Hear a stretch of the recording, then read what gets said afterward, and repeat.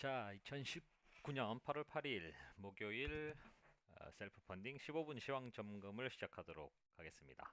자, 말은 15분인데 오늘은 좀 짧게 끝낼 수 있을 것 같아요. 저 뉴스하고 오늘 시황을 쭉 봤는데 큰 특이사항은 없습니다. 자, 그럼 차례대로 코스피부터 한번 살펴보시죠.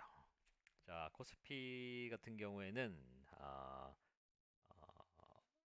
월요일에 오늘 목요일이죠. 화요일에 이제 바닥을 찍고 이제 조금씩 반등 추세로 보면 조금씩 반등인데 코스닥 다음에 코스닥 보시겠지만 코스닥은 크게 반등했는데 말씀드린 대로 외인의 매수세도 없고 기관의 매수세도 없다 보니까 개인 위주의 이제 매수세가 이제 저점에서 들어오다 보니까 상대적으로 반등폭이 약합니다. 바닥 찍고 기술적 반등 장세긴 한데 반등폭이 코스닥 대비 좀 약합니다.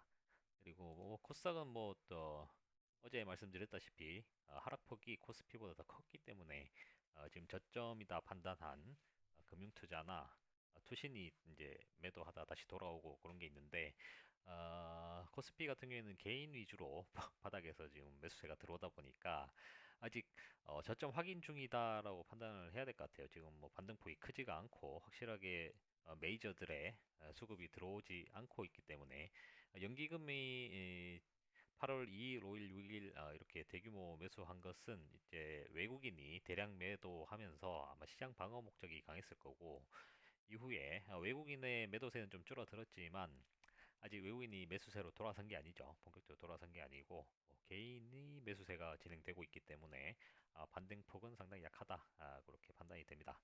이 부분은 외인, 메이저들의 다시 메이저들이 특히 외인이 증시에 어떻게 다시 돌아오냐, 매수세로 진입하냐에 따라 반등폭이 결정이 될 것 같습니다. 아직 코스피는 조금 더 지켜봐야 할 것으로 생각이 됩니다.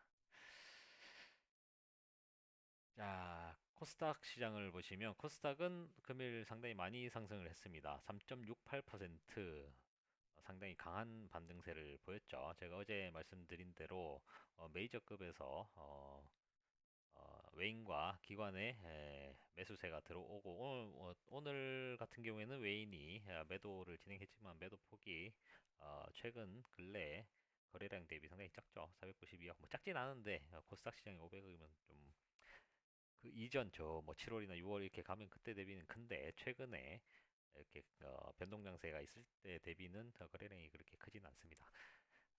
그리고 나머지 금융투자는 연속 5거래일 저점 매수세가 계속 진행이 되고 있고 이번 저 하락장에 가장 큰 역할을 했던 투신이 지금 2주치인데 요 앞쪽에 보면 계속 매도였거든요.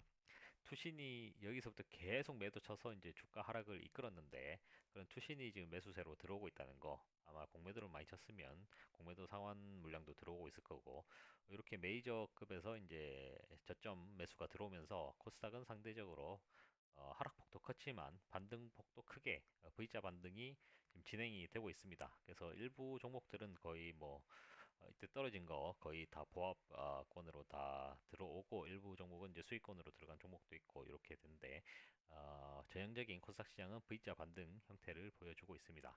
이 추세로 봤을 때는 한 620포인트까지는 어, 강하게 반등하지 않을까 그렇게 생각이 됩니다. 자, 개인 같은 경우에는 8월 6일 3,300억, 코스닥 시장의 3,300억 엄청 크죠.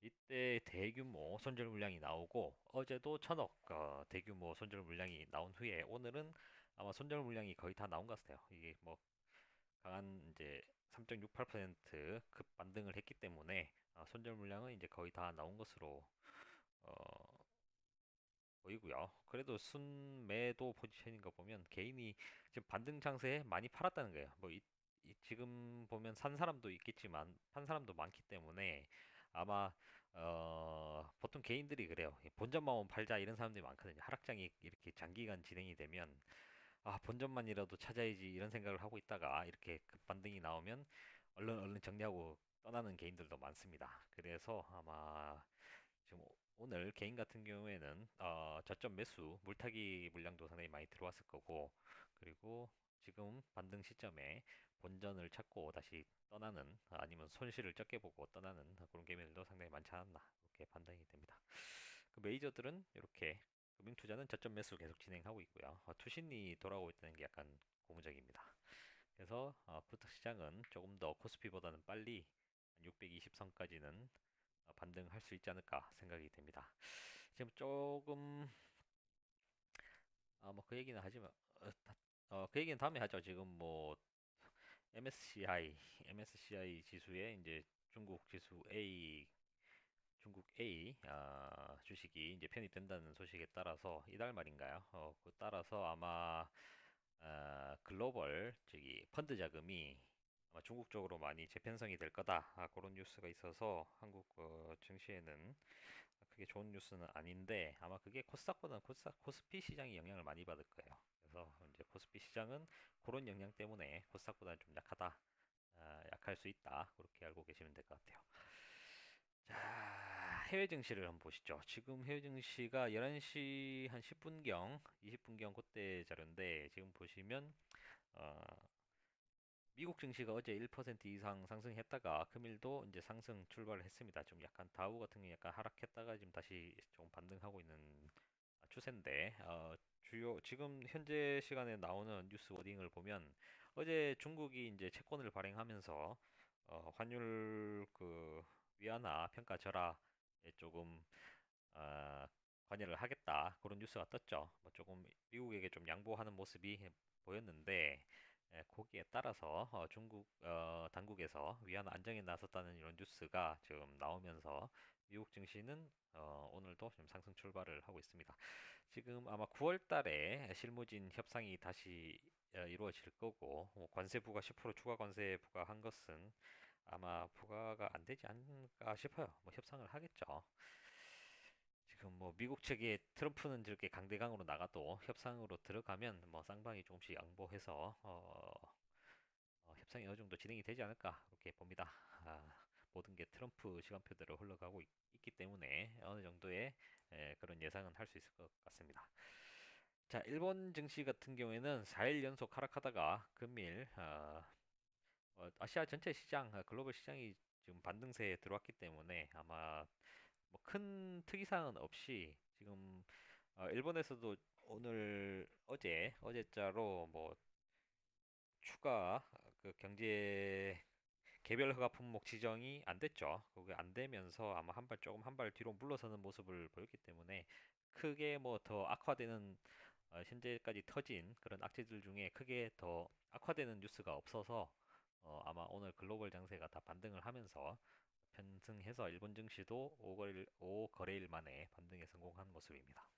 상승폭은 크지 않은데 0.37% 다른 나라들 대비 상승폭은 좀 작죠. 좀 작은데 그래도 반등에는 성공하는 모습이었습니다. 자, 유럽 증시는 유럽 내에서는 큰 지금 이슈 사항이 없이 글로벌 장세에 지금 거의 동조해서 편승하는 그런 모습이라 뭐 따로 크게 말씀드릴 건 없어요. 뉴스 잘 봐도 유럽 뉴스는 안 보이더라고요. 지금 현재 시간은 거의 뭐 보이는 게 없어서 글로벌 장세에 동조되고 있다. 그렇게 판단이 됩니다.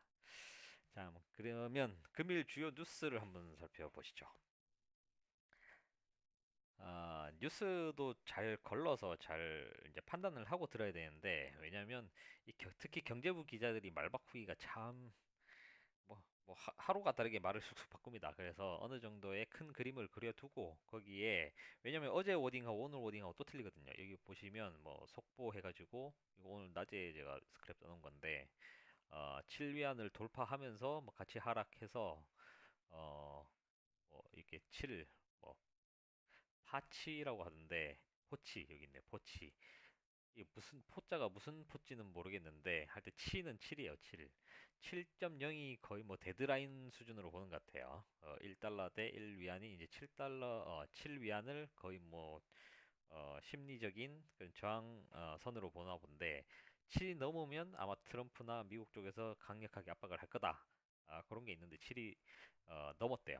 넘었다는 뉴스 뜨면서 오늘 낮에는 온통 뉴스가 이렇게 하면서 아마 트럼프가 강하게 나올 거다라는 그런 뉴스가 있었는데 이건 어제 뉴스하고는 또 틀린 거죠. 어제 뉴스는 중국이 채권을 발행해서 시중에 저기 금액이 얼마인지 기억은 정확한 5조 원인가요?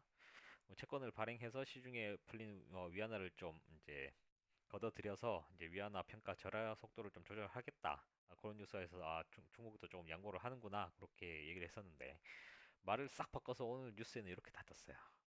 오늘 낮에는 이렇게 떴다가 또 저녁 뉴스에 보면 이제 홍콩에 또 추가 채권 발행해서 그쪽에도 위안화에 대한 평가 절하 속도를 조절하겠다. 이렇게 떠서 지금 현재 시각 11시 기준으로 글로벌 증시가 다 이렇게 어느 정도 호조세를 띄고 있습니다.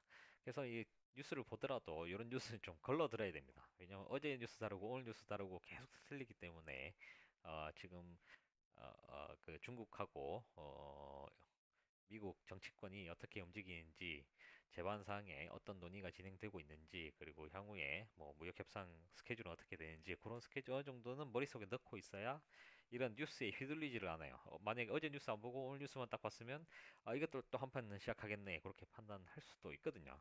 요것만 딸랑 봤을 때는. 그런데 또 저녁 뉴스는 또 다르게 나오고 하기 때문에 경제 뉴스를 읽으실 때는 좀 전반 사항, 재반 사항에 대한 조금 상황 파악은 하고 좀 걸러 들을 필요는 있습니다.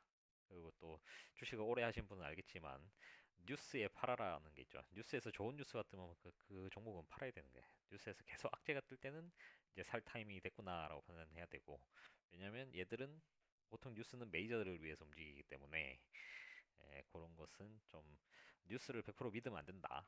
개인만의 그런 이제 어느 정도의 판단 기준은 가지고 전후 좌우 사정을 좀 살펴가면서 뉴스를 좀 해석을 해야 됩니다.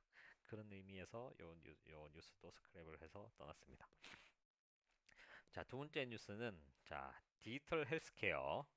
지금 LG전자하고 분당 서울대병원하고 이렇게 서비스를 개발한다라고 나왔습니다. 아마 이게 그냥 일종의 뉴스인데 관련 뉴스들이 많더라고요. 이게 지금 지난달인가요? 지난달에 그 경제특구라고 해야 되나? 경제자유구역인가요? 그게 지정이 됐죠. 여기 강원도 쪽에 원격 의료 지원 그게 뜨고 오늘 요게 뉴스가 떴는데 아마 이쪽으로 해서 이제 정부에서 정책 자금도 지금 예산도 들어가 있고 하기 때문에 이쪽이 향후에 좀 클 가능성이 있는 섹터입니다. 그래서 요 관련 섹터도 좀 관심 있게 지켜봐야 됩니다. 저희 지금 셀프 펀딩 포트에도 인피니트 헬스케어 들어가 있죠.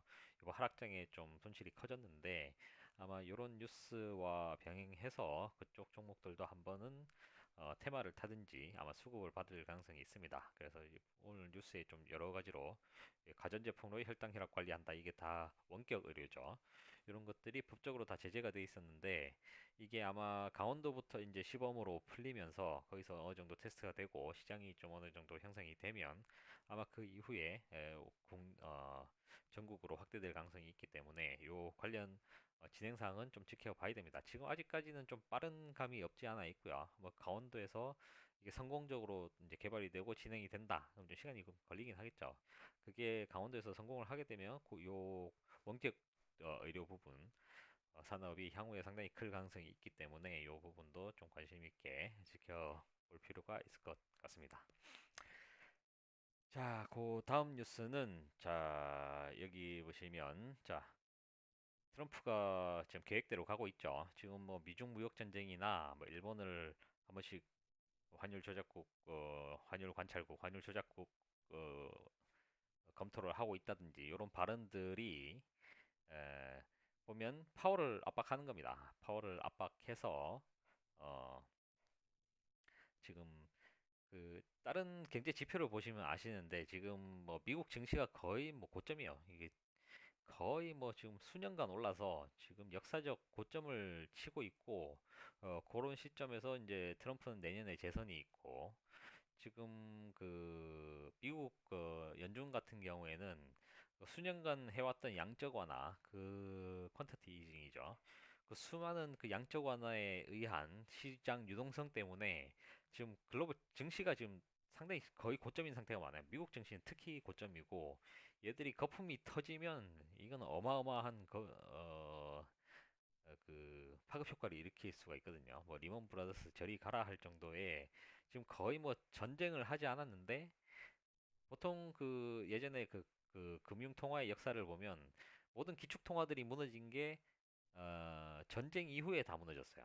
뭐 파운드와도 마찬가지고 파운드화도 전쟁 후에 전쟁 그 자금을 대기 위해서 파운드화를 뭐 그때 금태환이었는데 금도 보유를 하지 않고 파운드화를 너무 찍어내다 보니까 나중에 금을 못 바꿔주는 상황이 돼서 이제 파운드화도 무너지고 지금 같은 경우에는 뭐 태원 체제가 아니다 보니까 뭐그 미국의 국력을 믿고 이제 달러를 발행을 하는데 지금 그 연준이 판단하기에는 시중에 돈이 너무 풀렸다는 거죠. 너무 풀려서 좀 자산 가격이 너무 폭등을 했다. 그래서 그거를 좀 경착륙시키기 위해서 긴축을 해야 된다. 그래서 좀 조금씩 긴축을 하면서 점진적으로 계속해서 시장 상황을 봐가면서 스케줄대로 가고 있는데 이놈의 트럼프가 내년에 재선도 있고 본인이 혹시 내년에 재선을 하더라도 마찬가지예요. 본인이 정권을 잡고 있는 동안은 딴 데는 몰라도 미국 경제는 잘 나갔으면 좋겠다라는 거죠. 그런 의미에서 연준은 계속 양적 완화를 해야 됩니다. 뭐 거품이 끼든 말든 상관없어요. 트럼프 입장에서는. 자, 뭐 내년에 에, 본인이 내년에 이제 재선을 노리고 있고 그럼 향후에 5년 동안은 올해 포함해서 5년 동안은 아무 일 없이 계속 양적 완화를 하면서 글로벌 증시가 이제 에, 버블이 끼든 말든 이렇게 성장을 하고 본인이 퇴임할 때까지 문제가 없었으면 좋겠다. 그리고 뭐 자기 다음 대권 주자는 터지든 말든 상관없죠. 그 다음 만약에 대권 주자는 아마 트럼프가 여담까지 하면 그 다음 민주당으로 넘어갈 가능성이 있는데 폭탄을 민주당으로 휙 던져버리는 거죠.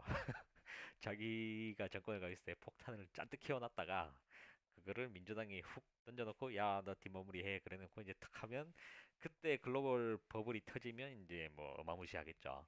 지금 트럼프의 입장은 그건데 파월이 말을 잘 안 듣죠.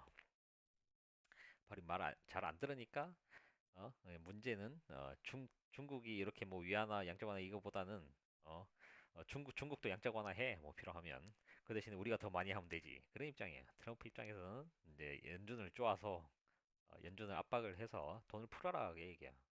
뭐 간단하잖아요. 뭐 미국 부채는 이미 상당히 많은 건 다 알고 있는 사실이고 뭐 글로벌하게 동시에 양적 완화가 진행됐기 때문에 미국 그 부채만 문제가 있는 게 아니고 글로벌 지금 선진국들은 다 부채 문제가 많아요. 뭐 유럽도 마찬가지고 일본이 최고로 부채가 많고 그런 부채가 있는데도 아직까지 안전자산으로 믿고 있죠. 어, 그래서 지금 뭐 트럼프는 왜 미국만 이렇게 쪼아대냐?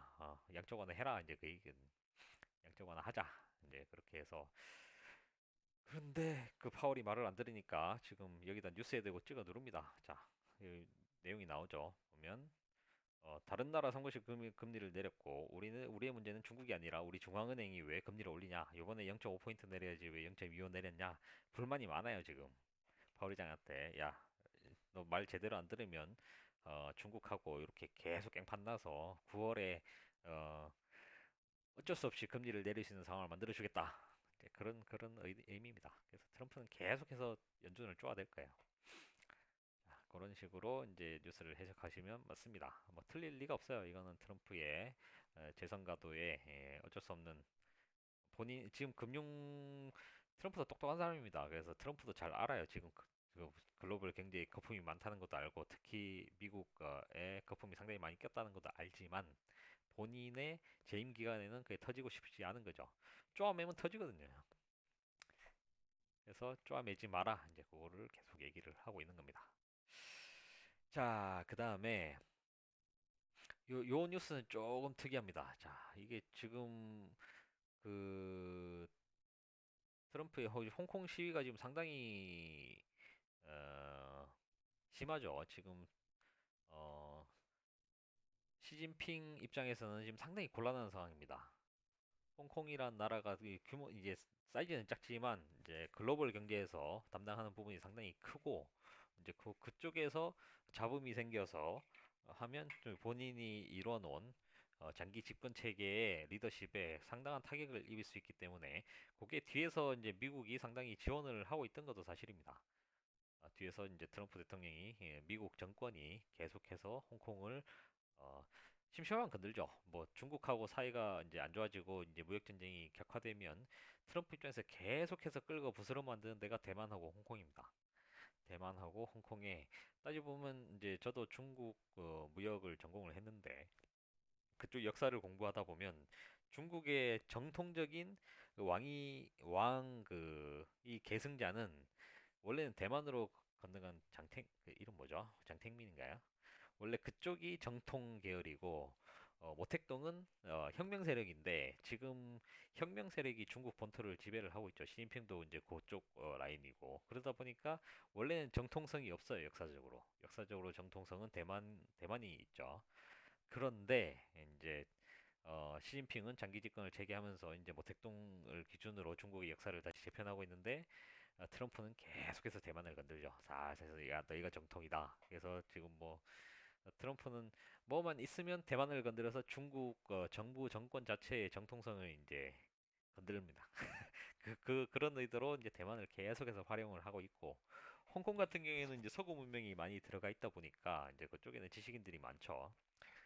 엘리트들은 거기 다 모여 있는데 이제 홍콩에서 이렇게 엘리트들이 계속해서 이제 중국 정부에 대해서 저렇게 공산당이 장기 집권하고 시진핑이 이제 거의 어, 자기 죽을 때까지 이렇게 이제 황제로 군림하는 것을 홍콩 시민들은 못 믿는 이제 마음에 안 드는 거죠. 그래서 시위를 하는데 그게 시진핑은 마음에 안 들어서 뭐 군사력을 동원해서 이거 누르는데 트럼프가 뒤에서 또 가작가작 도우죠. 근데 오늘 뉴스 워딩을 보면 시위는 이제 중국이 알아서 해라. 우리는 간섭 안 하겠다. 이런 식으로 워딩을 툭 내렸습니다. 이게 모르겠어요. 정치적 계산이 상당히 깔려 있는 건지는 모르겠지만 지금 제가 느끼기로는 지금 이제 격화된 경제 위기 이런 것을 이제 다음 달에 무역 협상 실무진 협상도 있고 뭐 환율 조작국 지정은 했지만 이제 그것을 지금 조금은 좀 완화시키기 위한 분위기로